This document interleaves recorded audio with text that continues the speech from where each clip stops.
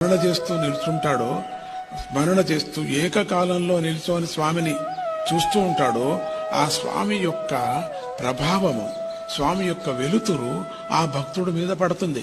ఆ భక్తుడి మీద పడినప్పుడు ఇంకో కొత్త భక్తుడు ఎవరైనా వచ్చినప్పుడు స్వామిని చూడకోకుండా చాలాసేపు నిల్చొని లేక చాలాసేపు ప్రార్థన చేస్తున్న వాడిని చూస్తే ఆరా కనపడుతుంది, చుట్టూ వెలుతురు కనపడుతుంది. కారణం ఏంటి? వెలుతురు ప్రసరించాడు. నువ్వు రిసీవ్ చేసుకునే శక్తి నీలో ఉంటే నీలో ఇమిడిపోతుంది. రిసీవ్ చేసుకునే శక్తి లేకపోతే, అంటే ఎదురుగా కూర్చొని కూడా యోచన ఎక్కడో చేస్తున్నప్పుడు నీ నీ మీద పడదు, స్వామి దృష్టి నీ మీద పడదు.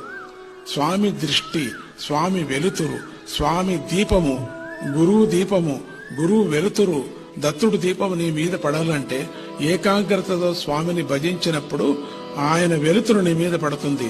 ఆయన రేస్, ఆయన యొక్క ప్రియారూపమైనటువంటి కిరణాలు నీ మీద పడతాయి.